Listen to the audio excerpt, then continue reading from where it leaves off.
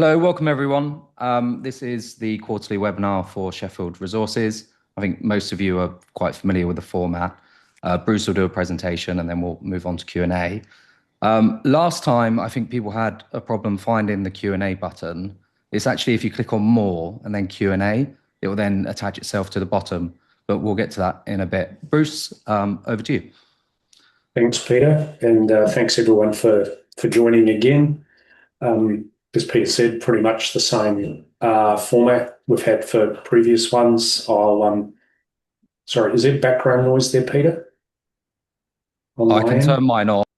No, on my end. I've got someone doing something outside. No, I can't hear anything. You're fine, mate. Good. All right. Sorry about that. Yeah, so normal, generally the same format, just covering off the June quarter, which is just finished, and the results we released last week.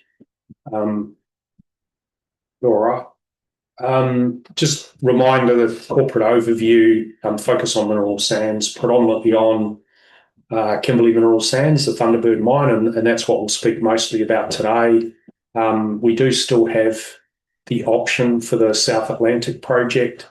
However, as we've previously highlighted, we've retained the option, but we're not currently funding that. So all of our cash reserves and our focus is currently on making sure that Thunderbird is a success. Just sort of some pictorial updates for Thunderbird, where we are in June. Left-hand picture is the mine, an aerial view of the mine. I wanted to highlight a couple of things here. This area here, that's where we started mining. That's actually our first in-pit tailings cell. The wall's largely complete and the infrastructure's being installed. So we expect to be starting in-pit tailings deposition during the September quarter. We're currently mining in this direction here, and that's an area we're mining in currently where there's very little hard overburden. So we are able to, it's free digging, so we're not actually having to do drill and blast at the moment. We're able to just dig the Pindang overburden off the top, and that is expected to continue for the best part of FY27. So that's quite positive from a cost perspective. So we're working our way in that direction, and we'll follow that, basically go back up in the opposite direction, generally not having to do drill and blast for most of the upcoming financial year.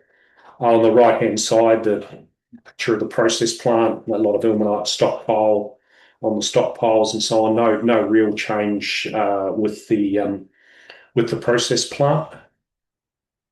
In terms of the business plan, remember from March 25 when we highlighted what our plan was. We've obviously had a couple of rougher quarters, and we'll cover that off as we go through the presentation. But in terms of implementing this plan, the progress, we'd previously done the drill and blast. Although we're not drill and blasting at the moment, we are in a position to do so when required. The waste contractor and large fleet has been working for over a year now and is very effectively able to clear waste at a rate fast enough to sustain a higher mining.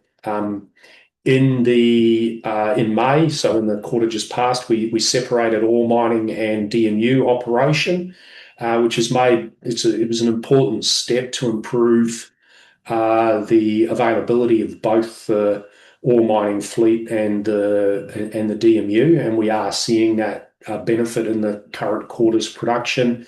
There is still more work to be done, so we are continuing to do some refurbishment works on the DMU to make sure that that's enhances the availability going forward.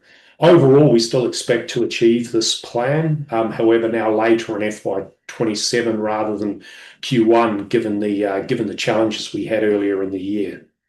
In terms of mine throughput, blue line at the top, all mined, so significant step back up in the June quarter compared to March, and to a lesser extent, the December quarter were impacted by both DMU and fleet availability. Both of those sort of situations have improved significantly in the current quarter.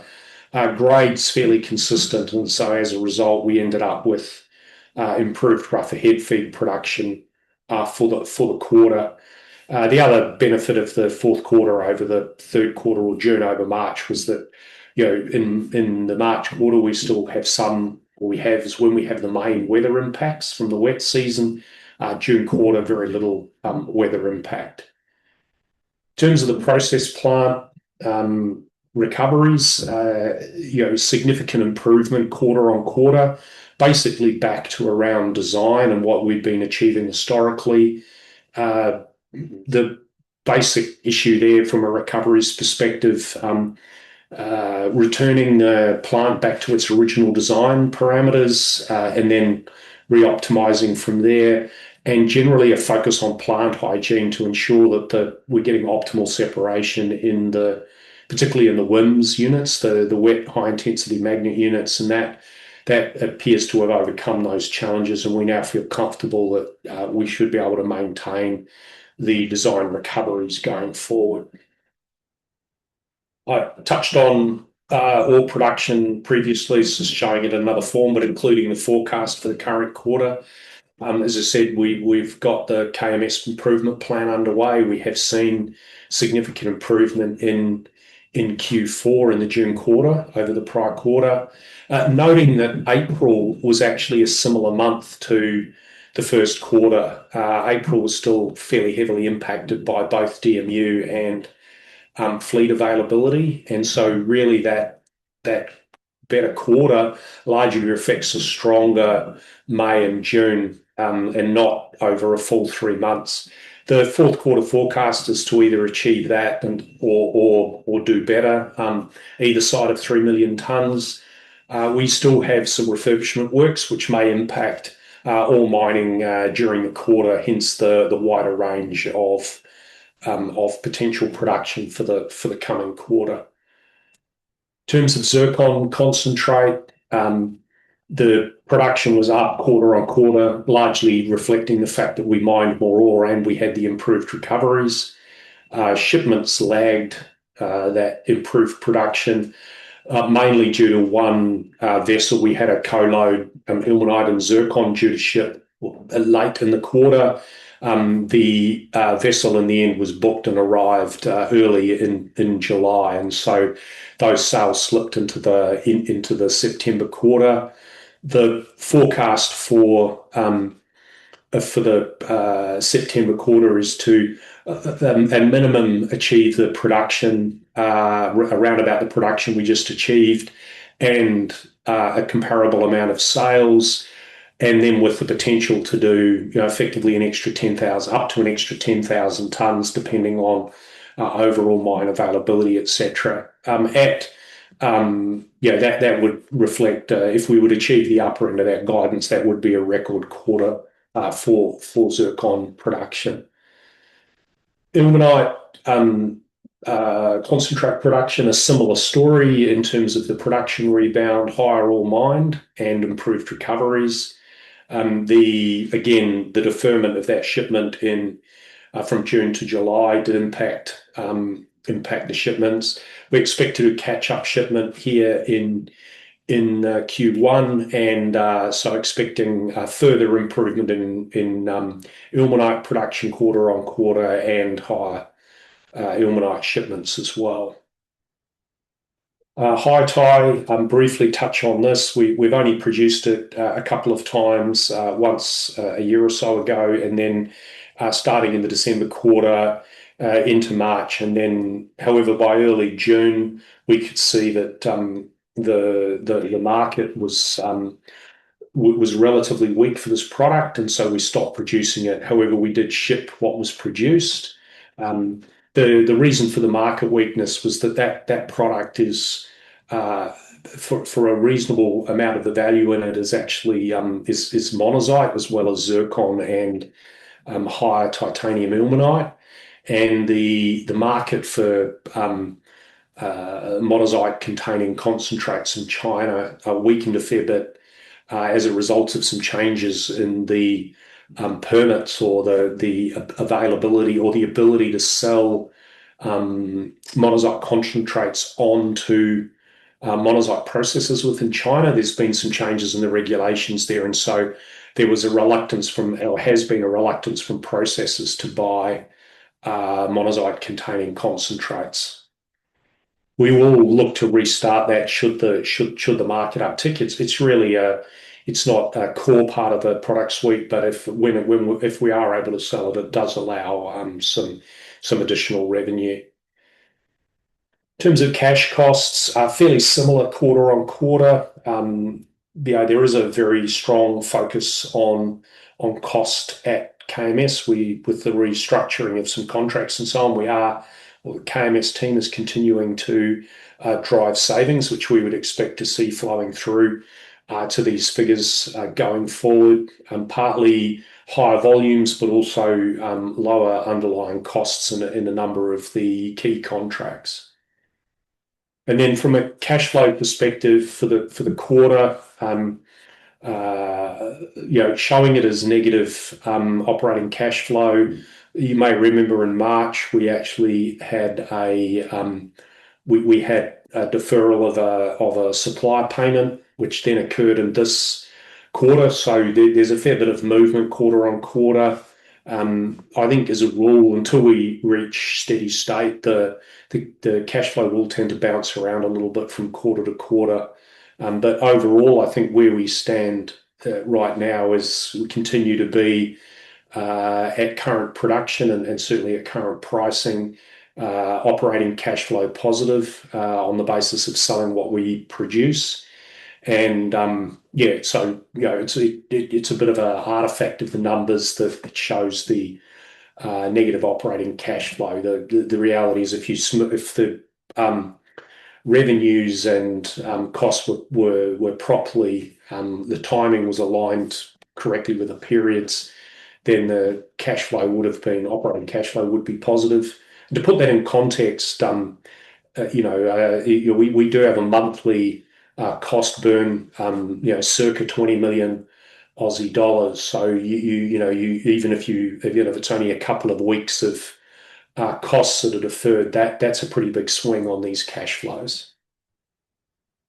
I think that's all I had in terms of prepared slides. Before we go to Q&A, just probably worth touching on a little bit on the zircon market. I don't have a slide on the market for zircon concentrate, but we did note in the quarterly that we had seen prices increase quarter on quarter again from June over March, and that reflected the fact that it's really a supply-driven story. Demand in China has held up okay for zircon, predominantly from non-ceramic applications. So there's a lot of industrial production in China, so there's reasonable demand for foundry and chemical-based demands, not so much ceramics. And the Chinese market has a much higher share of market for those non-ceramic applications than what you see in the rest of the world. So the demand held up quite well despite the fact that ceramics is weak.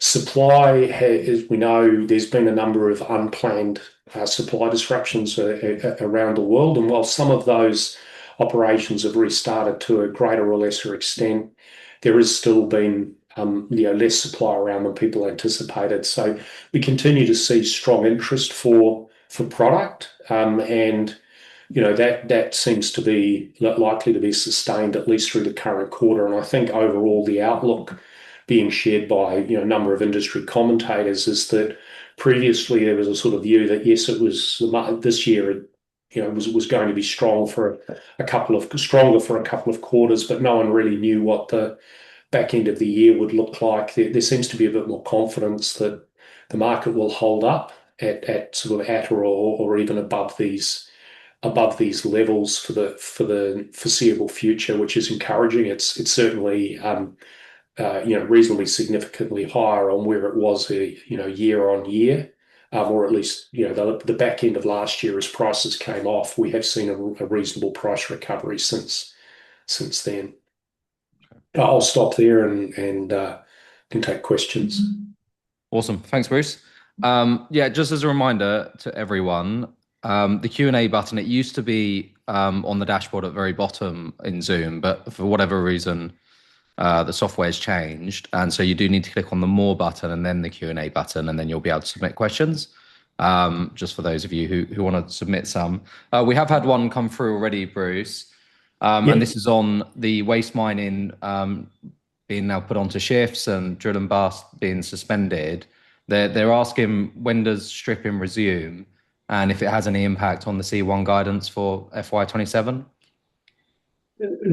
Um, there's a bit to unpack there. In terms of, so we're currently not drilling and blasting. We are waste mining. We are waste mining day shift only, and have been since that's been the situation since I think February this year. The current mine plan, which sees us continuing in the same direction and then coming back, would see that situation effectively staying the same for most of FY27. Um, we we see it. It's probably gets picked. We haven't put guidance out for the full year. The guidance for the quarter are showing relatively similar unit cost Q on Q does include that cost saving, or that we're not spending that extra cost on waste mining. At some stage, we will resume drill and blast mining, and we will go back into ground where the strip ratio is higher, and therefore we would need to mine waste day and night in order to shift enough material. But we don't expect that to change for FY27. Okay, interesting. Just on the recovery plan, Bruce, you mentioned separating ore mining from the DMU operation. What does that actually entail, and how is that different to what you were doing before? Um, Look, physically, it's not different. We still mine ore and push it into the DMU. What it is operationally, where we were previously was the DMU was being operated by the ore mining contractor. So effectively, the DMU was being run as part of the mining operation. By separating the contract, we now run the DMU as part of the KMS operations. What that is, a couple of benefits there. One is that obviously you then, it's not the tail wagging the dog. The process is, you're running the process and then making sure the ore is fed to it that way. So it's actually a logical split. The other piece is being able to take control of operations also means that KMS has direct control over the maintenance, the decisions about how to maintain, the maintenance philosophy in terms of preventative versus reactive and so on. And I think that's what we're seeing now, is the emphasis is on doing a bit more refurbishment work, scheduled shutdowns, and that's designed to give us more predictability and more uptime. Now we've already done a fair bit of that, and we're already seeing that benefit in the current performance, but there's definitely more.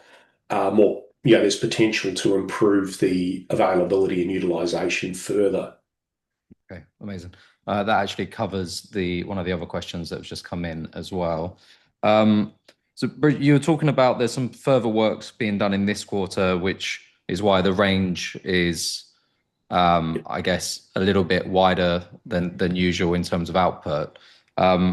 What sort of work's being done in the quarter going on at the moment?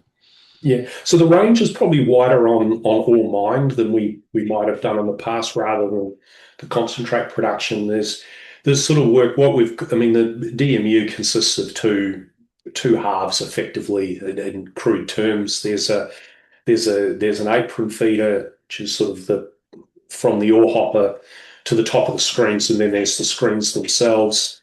We did a screen replacement in November last year. Their whole screen deck strengthened that, a stronger screen deck, and now there's basically some refurbishment works on the apron feeder. We've been operating for nearly 3 years. It needed a bit of work. So that's the main outage this quarter. One thing we are able to do, what was always there, but we're now, there's a focus operationally on now that we're more on top of the mining performance.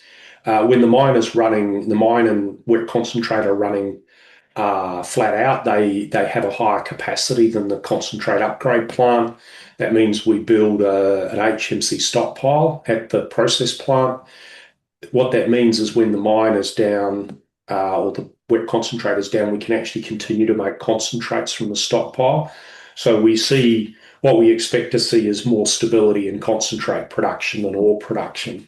Um, so that will sort of help level things out going forward. But that is a reasonably significant piece of work we need to do on the apron feeder. So we're allowing for that to have a wider range of ore mined outcomes for the current quarter. Yeah. Okay. Interesting. Right. We are currently out of questions. So if anyone does have any questions, please feel free to submit them, well, as soon as you can. Um, I guess there's not much you can say on the refi or anything along those sort of lines at the moment, is there, Bruce? Not really. I mean, I think as I've said before, the things like refis are a bit all or nothing. I mean, you can't really provide updates on the discussions. We've obviously continued to secure waivers from the lenders for each of the previous quarters. We continue to have a constructive relationship with the lenders. I think they, like everyone else, were looking to see that the operations would return to the level they were, and that obviously if we continue to run at a low level, that would have been a challenging situation for the business. So that was it's important that happened, and now we continue to have those discussions. They take time. It's complicated. You've got a number of parties involved, and ultimately it's about getting an outcome, a good outcome for all concerned, and that can take a bit of time. Okay. Another question come through. Essentially, the question is around, obviously, you had the facility drawn down 10 million. They're wondering how they should be thinking about liquidity within KMS moving forward, I guess, towards the end of the year. Yeah, look, I think the way to think about the liquidity is, we obviously came through and been, when we had a period where both the market prices were weak and our production performance was weak. Coming out the end of that, particularly with the June quarter, you see where we're getting back on top of production, and the prices are firming. In that environment, we expect to be building or generating operating cash flow. So there would be an expectation that the KMS can build some liquidity. There may still be the odd management of timing. So one of the things we do is work with customers, Yansteel in particular, but others as well, to look at, can you accelerate payment for product to manage timing? It is a relatively lumpy, you make a couple of shipments a month, one of each product, or, a couple of each product. And so that's sort of managing the short term, but we would expect now to be within reason, building a little bit of cash in the business. Ultimately, as part of the restructure, we would expect that the business would need a reasonable minimum operating balance, and that's part of the sort of debt restructure discussions. But in the interim, to the extent KMS generates positive cash flow, that goes to building up a bit of an operating buffer within the joint venture. Okay, good. Well, I think we're out of questions, Bruce, but it sounds as though with the higher zircon price and the operations sort of turning around, things are looking a bit further up. Any final closing remarks at all? Yeah, look, I think that's probably it's certainly a much better quarter to be talking about than the prior quarter. The turnaround is real. It's been a relatively quick turnaround. As I said before, it was really only 2 strong months in that quarter. April was still quite a weak month. So operationally, very encouraging. What's happening in the market is encouraging. Now, there's there's a lot of work to do. The business can definitely continue to improve, get back on our original sort of plan to increase the mining rate so that we keep the plant full all of the time, and that's still the plan. But it feels like we've taken a significant step towards delivering that. And ultimately, that forms the basis for the debt restructure, etc. Is those future cash flows, and those future cash flows are based on can you perform now gives confidence that you can perform in the future. And we're certainly in a much better place now than we were, than we were 3 months ago. Nice. Good. Bruce, thank you so much for your time. Thank you to everyone who has viewed this. If you want to go back over any of it, it is recorded. It will be on YouTube. It's on the Sheffield Resources YouTube channel. There's contact details on the screen. They're on the website as well. So feel free to reach out. But yeah, no, Bruce, thank you very much. And thank you everyone for joining. Thanks, everyone. Thank you.